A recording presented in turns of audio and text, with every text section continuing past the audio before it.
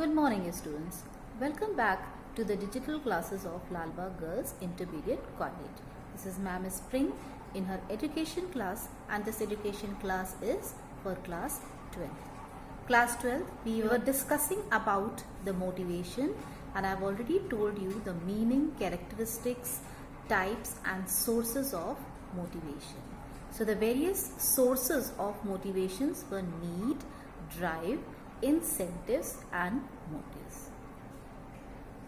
And in continuation with the previous lecture of mine, I'll be telling you that what is the meaning and definition of motives.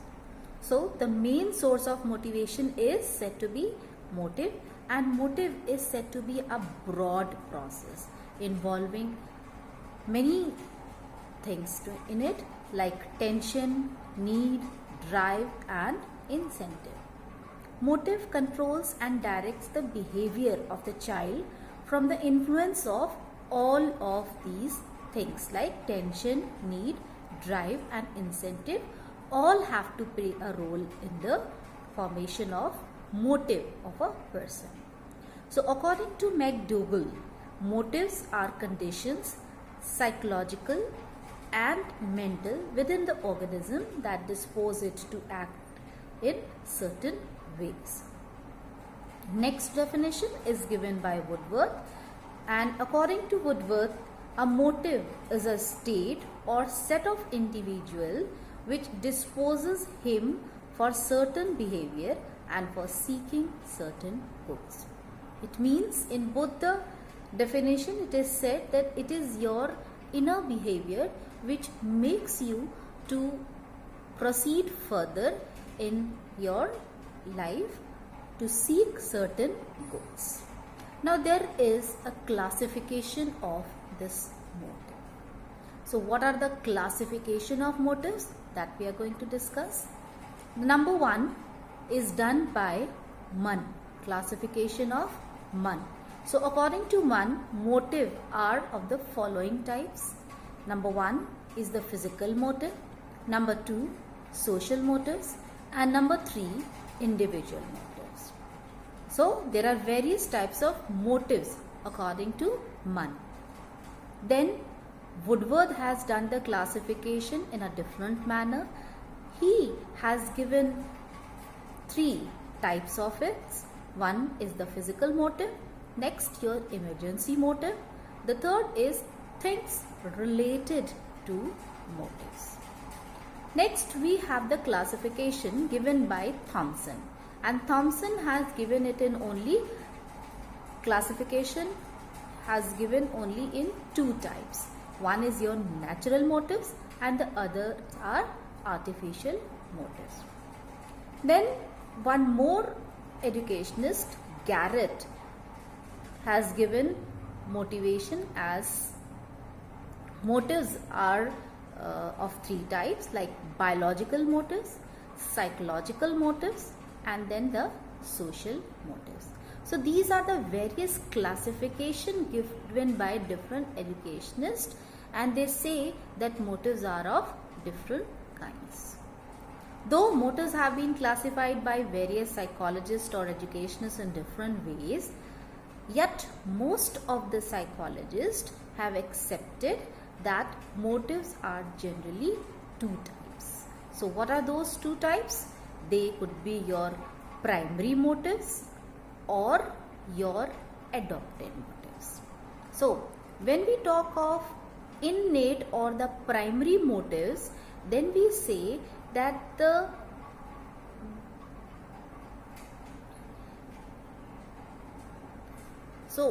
innate and primary motives are regarded as arising primarily from activities in the alimentary and urinogenital tracts.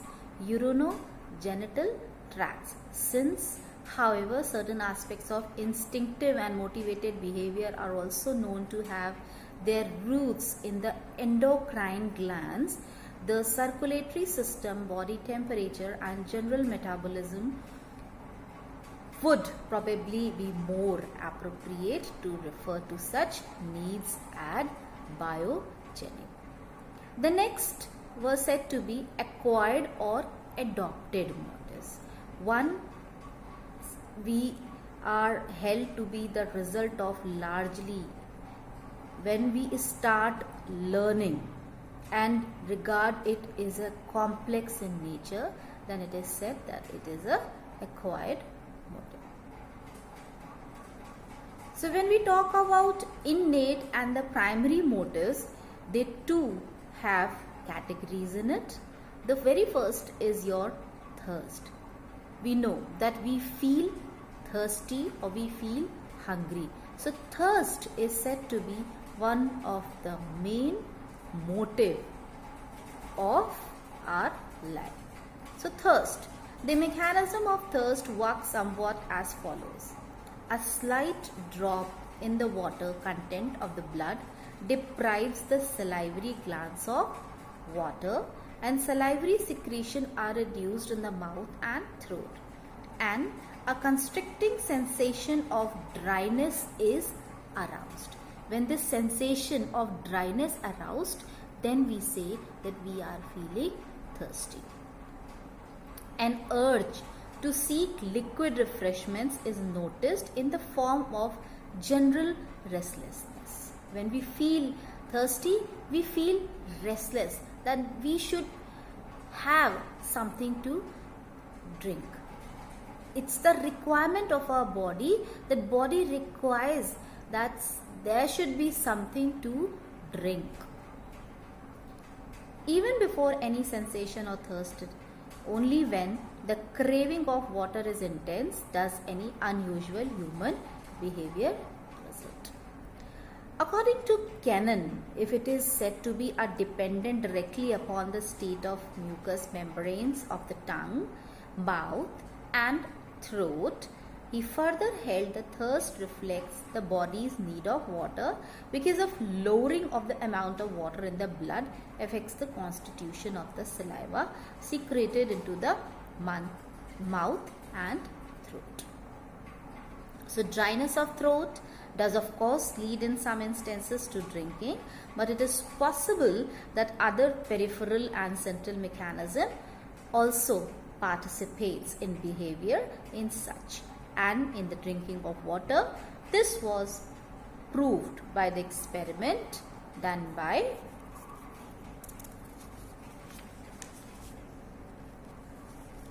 Montgomery. So he removed the salivary glands of dogs so that if they govern the dryness of throat, which in turn was the sole determiner of thirst, one should expect the operation drastically to increase the amount of water intake. Such, however, was not the case. The average daily water intake of animals without salivary gland was the same as that of the normal animal. This experiment proved that craving for water apart from the conscious experience controls thirst behavior. So thirst is something more than dryness of the throat, has been shown in the studies of the relations between water deprivation and water intake. Then brain has drinking centers, has been proved by various experiments. This part of hypothalamus is osmoreceptor and regulates the blood concentration in experiments. It was observed that if these drinking centers are simulated after giving water, then also the subjects drink water. So it means that if the body requires water, in any case we need to drink some or the other thing at that moment. Next motive is hunger. We feel hungry and we feel like having something at certain period of our time. As the thirst is also a biogenic, this hunger is also a biogenic motive for our body. So the source of hunger is in the stomach. As we feel thirsty When we feel thirsty, it's the throat which is affected, and when we feel hungry, then it is the stomach which requires food. When we are hungry, the stomach undergoes a series of muscular spasms that come at the rate of about 10 per minute and continues up to 20 to 25 minutes unless food enters the stomach. When an individual feels hungry, gastric contractions take place, and therefore the conscious experience of hunger arises from sensory stimulation in the stomach. So Cannon and Washburn studied such gastric contraction by two methods. The one was your X-ray and the other was your pneumographic recording. So what we had done in X-ray observations of the behavior of the stomach for the periods preceding, accompanying and following the usual time of eating, and in pneumographic recording of gastric mobility from a balloon swallowed in the stomach taken together with introspective reports of the subject feeling hunger. When it was all done, it is said that hunger is also one of the motive which motivates us to proceed or to start having something. Next, there is an interesting fact about insulin hypoglycemia, that the extent of which insulin influences hunger is dependent upon the amount of sugar in the diet. When dietary sugar is high, insulin does not augment hunger but tends on the contrary to decrease it.